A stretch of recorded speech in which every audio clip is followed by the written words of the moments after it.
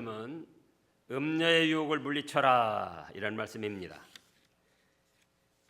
음녀의 미혹을 물리쳐라. 유혹이나 미혹이나 음녀의 유혹까지만 하지 말고 물리쳐라까지 해야지 돼요. 제목이. 첫째 대지를 살펴보면은 1절에서 6절까지 음녀를 따라가면은 고통을 당하고 죽게 된다 이런 말씀입니다. 여기서 이제 우리가 음녀가 무엇인가부터 규정을 해야지 돼요. 음녀가 무엇인가? 첫째로 아내 외의 모든 여자는 음녀입니다. 뭐라고요? 합법적으로 결혼한 아내 외의 모든 여자는 음녀예요. 또 바꿔 말하면은 합법적으로 결혼한 남편 외의 모든 남자는 다 음남이에요.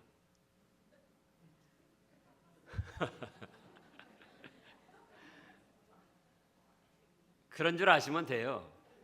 합법적으로 결혼한 남편 외에 모든 남자는 다 음남이에요. 합법적으로 결혼한 아내 외에 모든 여자는 다 음녀다. 그 다음에 두 번째로는 죄악된 이 세상이 음녀입니다. 뭐가 음녀예요? 죄악된 이 세상이 음녀예요.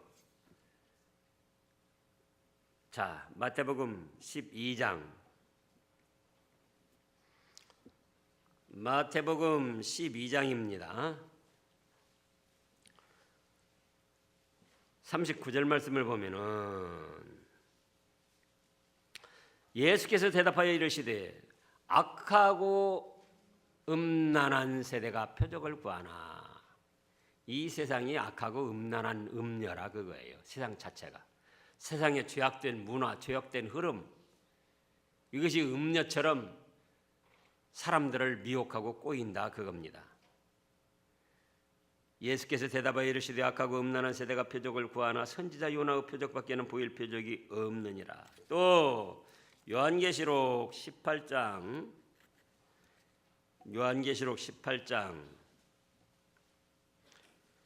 1절부터 보면은 이 일 후에 다른 천사가 하늘에서 내려오는 것을 보니 큰 권세를 가졌는데 그의 영광으로 땅이 환하여지더라.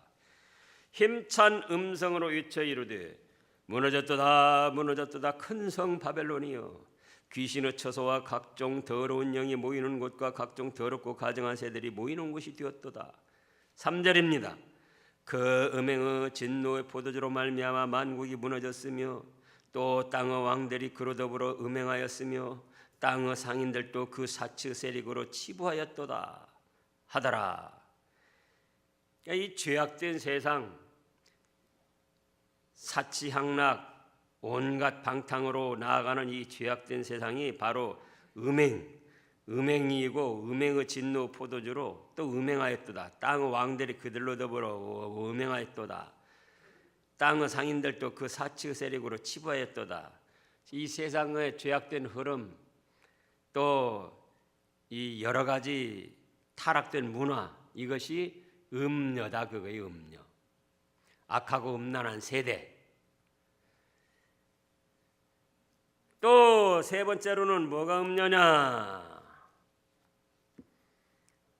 하나님 외에 미신 잡신 우상을 섬기는 것이 바로 음녀입니다. 그것이 음녀.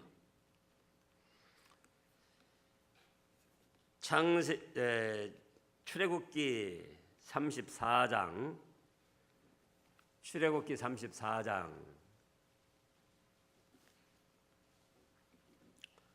구약의 출애굽기 34장 14절 말씀부터 보면은요. 14절 너는 다른 신에게 절하지 말라. 여호와는 질투라 이름하는 질투의 하나님이니라. 너는 삼가 그 땅의 주민과 언약을 세우지 말지니 이는 그들이 모든 신을 음란하게 섬기며 그들의 신들에게 제물을 드리고 너를 청하면 네가 그 제물을 먹을까 하며 또 네가 그들의 딸들을 네 아들들의 아내로 삼으면 그들의 딸들이 그들의 신들을 음란하게 섬기며 네 아들에게 그들의 신들을 음란하게 섬기게 할까 함이니라. 너는 신상을 부어 만들지 말지니라. 그래서 하나님이 왜 다른 신들, 미신적인 풍속, 이 잡신 우상을 섬기는 것을 그것이 음녀고 음란하다 그랬어요. 영적 정조를 잃어버리고, 하나님께 대한 영적 정조를 잃어버리고 다른 신들, 미신, 잡신, 우상의 풍속에 빠지는 것, 그것들이 음녀고 그것 이렇게 나갈 때 음란하다 그랬습니다. 그래서 여기 지금 잠언에서 말씀하신 음녀는 세 종류를 다 포함하고 있는 거예요. 자, 음녀의 세 종류, 성경에서 말씀하실 때 첫째로 무엇이라고요? 남편 외에, 합법적인 남편 외에 모든 남자는 음녀. 또 여자로 볼 때는 그렇고 남자들이 볼 때는 합법적인 아내 외에 모든 여자는 다 음녀예요.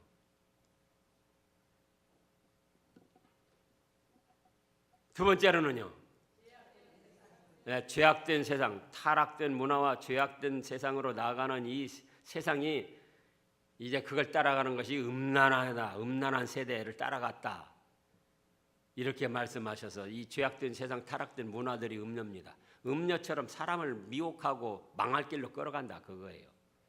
또 세 번째로는요, 하나님 외에 모든 신들, 잡신, 우상, 미신적인 풍속, 그것들이 다 믿음의 정죄를 더럽히는 음녀 같은 더러운 것들이고 가증한 것들이다. 그래서 이 음녀들은 미혹을 합니다. 유혹을 합니다. 어떻게 유혹을 하는가? 3절 5장, 지금 잠언 5장 3절을 읽어보세요. 대저 음녀의 입술은 꿀을 떨어뜨리며 그의 입은 기름보다 미끄러우나. 세상의 타락된 문화와 이 죄악된 흐름이 막 그걸 따라가면 즐겁고 사람이 재미있을 것처럼 유혹을 한다, 그거예요. 또 남편 외에 다른 남자, 아내 외에 다른 여자들이 그것들을 따라가고 함께 교제를 하면 거기가 재미가 있고 즐거움이 있고 쾌락이 있을 줄 알고 그렇게 막 유혹을 한다, 그거예요. 또 하나님 외에 다른 신들을 섬기고 따라가면은 거기에 즐거움이 있고 기쁨이 있고 어떤 복이 있을 것처럼 그렇게 유혹을 합니다. 꿀을 떨어뜨리는 것처럼 달콤하게, 기름을 먹은 것처럼 미끄럽게, 이 어떤 부담 없이, 이 거리낌이 없이 그렇게 미혹을 한다, 그거예요. 그러나 거기에 넘어가면 안 된다, 그겁니다. 자, 넘어가면 어떻게 된다고 그랬습니까? 4절에 보니까 나중은 쑥같이 쓰고 두 날 가진 칼날같이 날카로우며 그의 발은 사지로 내려가며 그의 걸음은 스올로 내려가나니, 스올이라는 건 무덤을 말씀한 겁니다. 무덤으로 내려가나니 그의 생명의 평탄한 길을 찾지 못하며 자기 길을 든든하지 못하여도 그것을 깨닫지 못하느니라.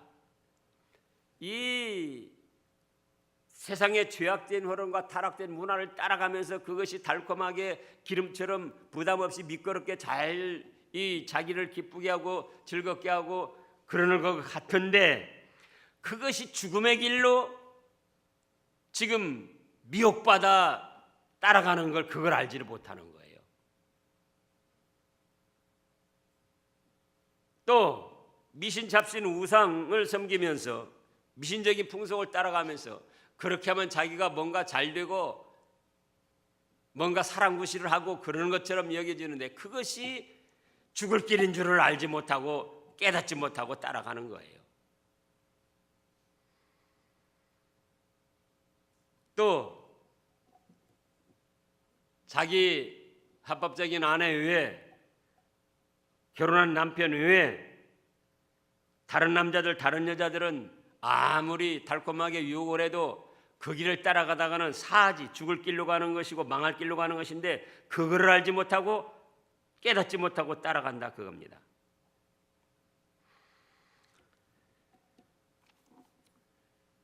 그래서 이제 이 음녀의 미혹을 물리치지 아니하고 그대로 따라가면은 어떻게 되는가? 계속 7절부터 보면은 그런즉 아들들아 나에게 들으며 내 입의 말을 버리지 말고 네 길을 그에게서 멀리하라. 그의 진문에도 가까이 가지 말라.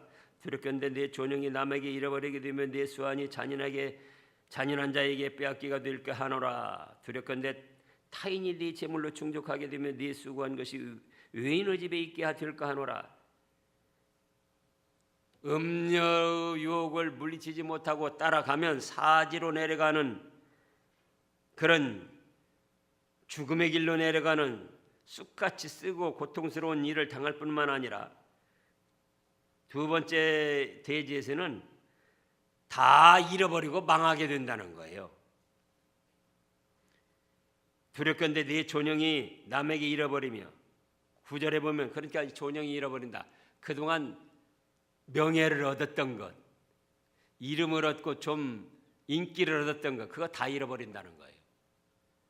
지금 미투 운동으로 그 드러난 사람들 다 잃어버리고 빼앗겼잖아요. 뭐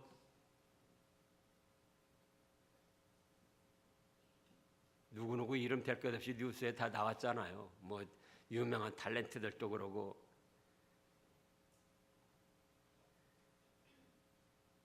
그래서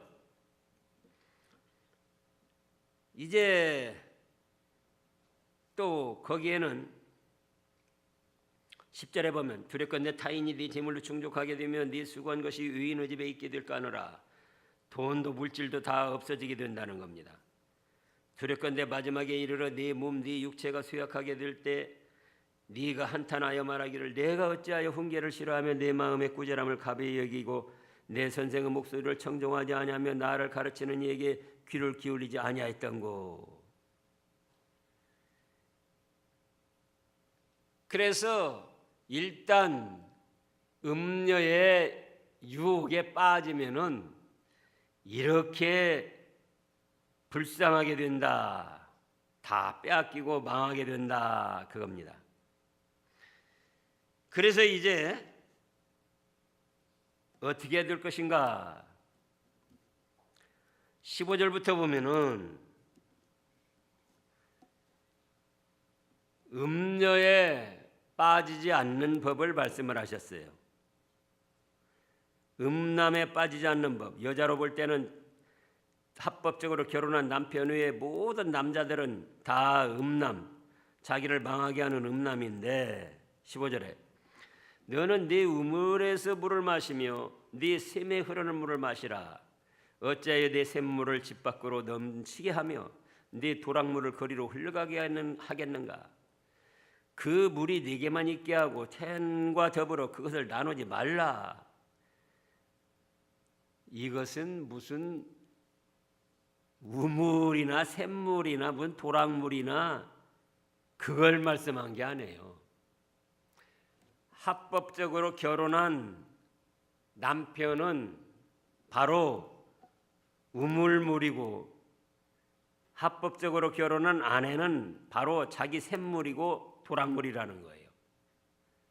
그래서 합법적으로 결혼한 남편을 사랑하며 그를 잘 섬기고 또 합법적으로 결혼한 아내를 사랑하며 그와 잘 가정을 이루라는 겁니다. 타인과 더불어 그걸 나누지 말라 그랬어요. 타인과 더불어. 어찌하여 흘러 넘치게 하느냐? 어찌하여 다른 사람이 마시게 하느냐? 그거는 물이나 다른 걸 말한 게 아니다. 내 아내를 어찌 다른 남자와 노란하게, 내 남편을 어떻게 다른 여자와 노란하게, 또 내가 아내의 남편으로서 아내 놔두고 어떻게 다른 남자하고 다른 여자하고 노란할 것인가? 내가 아내로서 우리 남편을 놔두고 어떻게 다른 남자하고 놀아날 것인가? 그렇게 하면 안 된다는 거예요. 그래서 18절을 읽어보세요.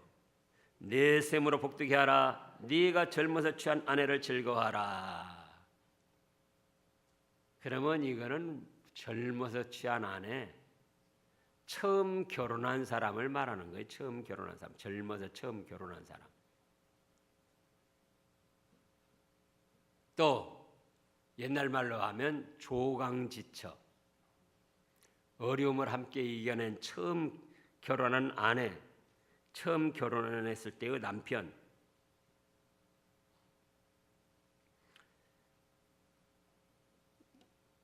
근데 여기 계신 분들이 그렇게 하는지 모르겠어요. 18절 다시 읽어보세요. 내 셈으로 복되게 하라. 네가 젊어서 취한 아내를 즐거워하라.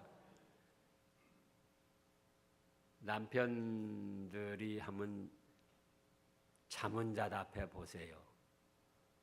처음 결혼한 아내로 지금 즐거워하고 복되게 하고 만족해 하는가? 또 아내들 입장에서 자문자답을 해보세요. 처음 결혼한 남편으로 즐거워하고 복되게 하고 만족해 하는가? 그렇게 해야 된다는 거예요. 그렇게 해야.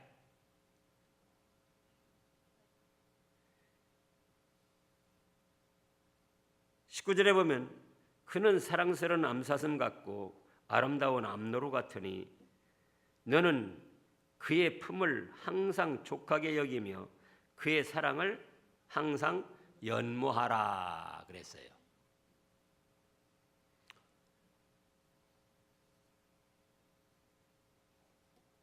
사랑스러운 암사슴, 아름다운 암노루, 그의 품을 항상 족하게 여기며 그의 사랑을 항상 연모하라. 이거는 외모적으로 생긴 것을 가지고 말하는 게 아니에요. 아내라고 할 때는 그 아내의 외모가 어찌 됐든지 관계없이 아내라는 사실만으로 남편 입장에서는 사랑스러운 암사슴, 아름다운 암노루로 여기고 그 품을 항상 족하게 여기고 그를 항상 사랑하고 연모하라는 거예요.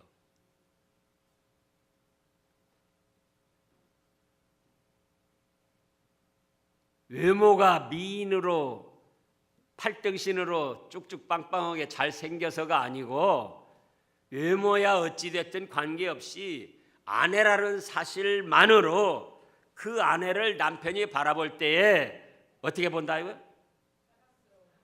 사랑스러운 암사슴, 아름다운 암노루, 또 항상 족하게 여기고 자기 아내만으로 족하게 여기고 또 그 아내를 항상 사랑하라는 거예요. 그럼 이제 남편들이 그렇게 할 뿐만 아니라 아내들 입장에서도 마찬가지입니다. 아내들 입장에서도 아내들은 처음 결혼한 그 남편을 그 남편이 외모적으로 잘생겼든 못생겼든 관계없이 남편이라는 사실 한 가지로 뭐라고요? 사랑스러운 숫사슴, 사랑스러운 순노루, 항상 남편 사랑으로 만족하게 여기고 항상 남편을 사랑하라 그거 연모하라 사랑하라 그거예요. 그리워하라.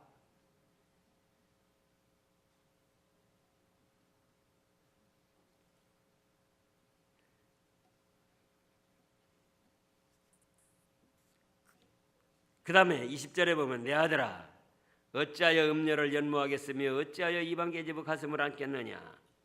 그러면 이 말씀을 우리 마리아 전도 회원들에게 하면, 내 딸들아, 어찌하여 음남을 연모하겠으며 어찌하여 이방 남자의 가슴을 안겠느냐.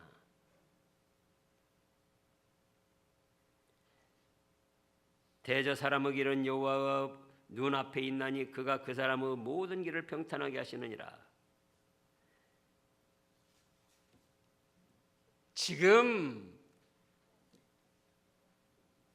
음녀를 사랑하고 나가도, 그 미혹을 받아서 나가도, 자, 세상 죄악된 길, 타락된 문화가 음녀다. 미신, 잡신, 우상 섬기는 거, 미신적인 풍속을 따라가는 것이 그것이 음녀다. 정말로 자기 남편 외에, 자기 아내 외에는 다 음녀, 음남이다. 그런데 그런 걸 따라가도 지금 유혹하는 대로 순간 재미있고 즐겁고 쾌락을 느낄 수도 있어요. 그런데 결국은 어떻게 되냐? 22절 읽어보세요. 22절. 악인은 자기 악에 걸리며 그 죄의 줄에 매이나니 그는 훈계를 받지 아니함으로 말미암아 죽겠고 심히 미련함으로 말미암아 혼미하게 되느니라. 결과는 이렇게 된다, 그거예요. 결과는. 그러므로 이제 음녀에게 빠지지 않는 방법은 합법적인 결혼한 아내나 남편을 어떻게 하라고 그랬죠? 사랑스럽게 보고 아름답게 보고, 지금 19절이에요. 족하게 여기고 항상 사랑하는 마음을 가지라는 거예요.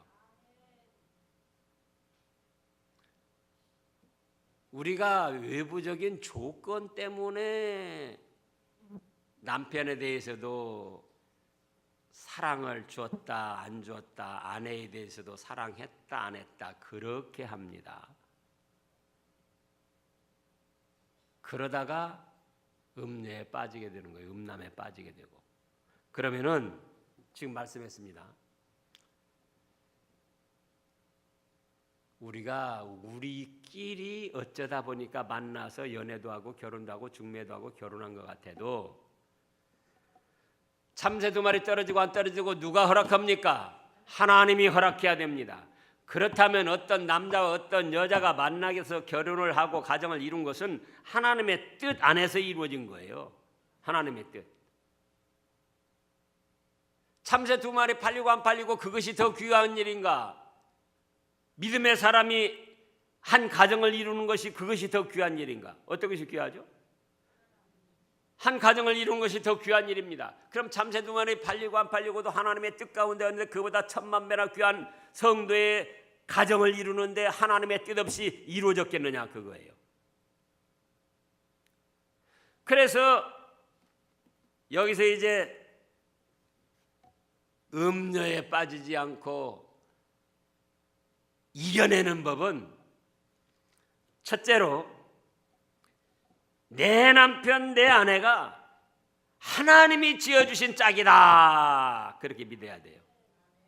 누가 지어주신 짝이다? 하나님이 지어주신 짝이다. 잘 들어요.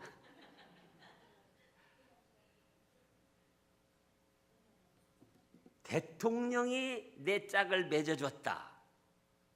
어쩝니까? 함부로 할 수가 없죠. 대통령이 내 짝을 맺어줬어요.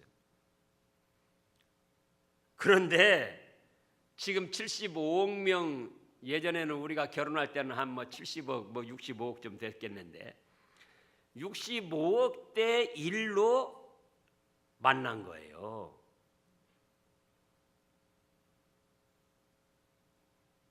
누가 짝지어줬다고요? 하나님이. 어떤 때는 밉게도 보이고 싫은 마음도 들지만은 한때는 콩깍지가 씌워가지고는 최고로 이쁘게 보아줬잖아요. 그러니까 다 결혼들 했죠. 그럼 그때 그 콩깍지 씌워져 가지고 최고로 예쁘고 멋있게 보이게 한 것이 누구냐? 하나님이셔요. 하나님. 예? 그래놓고 이제 그 때가 지나니까는 슬슬 자기 인간적인 부패한 성질이 살아나 가지고는 뭐 그때는 코가 저렇게 작은지 몰랐었네. 뭐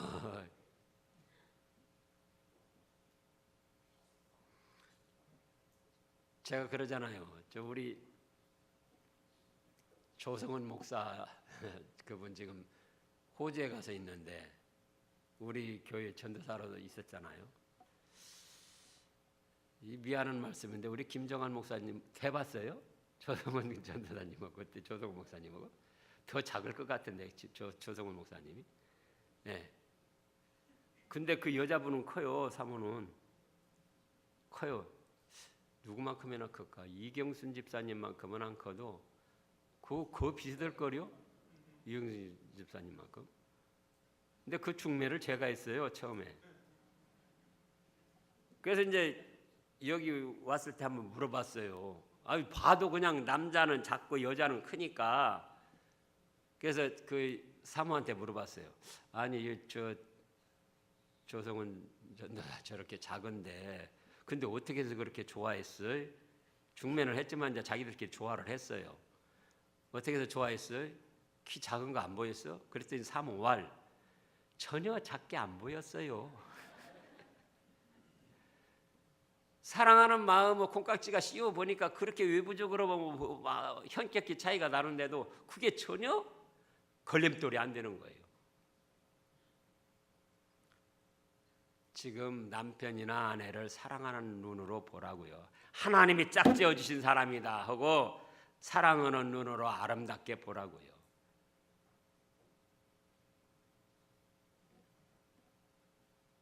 둘째는 바로 사랑으로 보고 아름답게 보고 족하게 여기고 사모해라 그거예요. 하나님이 첫째 짝지어 주신 것이니까 존귀히 여기고, 둘째는 아내라는 그 사실 한 가지로, 남편이라는 그 사실 한 가지로 사랑스럽게 보고, 또요 이거 외워야지 돼요. 그래야 집에 가서 오죠.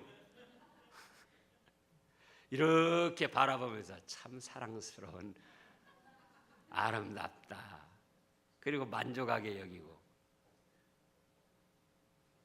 세 번째는 하나님의 말씀대로 해야지 돼요. 하나님의 말씀을 붙들어야지 돼요. 자, 지금 12절에 7절에서도 그렇고, 그런 적 아들들아 나에게 들으면 내 입의 말을 버리지 말고 네 길을 그에게서 멀리하라. 그의 진문에도 가까이 가지 말라. 또 12절에 말하기를 내가 어찌하여 훈계를 싫어하며 네 마음에 꾸지람을 가벼이 여기고 내 선생의 목소리를 청종하지 아니하며 나를 가르치는 이에게 귀를 기울이지 아니했던고. 이건 뭡니까? 하나님의 말씀의 가르침을 붙들어야 된다는 거예요. 그러면은 음녀 음남도 이겨낼 수가 있고, 세상의 타락된 문화와 죄악의 흐름도 이겨낼 수가 있고, 미신 잡신 우상 섬기는 그 잘못된 풍속도 이겨낼 수 있고, 믿음의 정절을 지키고 하나님을 기쁘시게 하고 사람을 즐겁게 하며 행복한 삶을 살 수가 있게 되는 겁니다. 기도하겠습니다.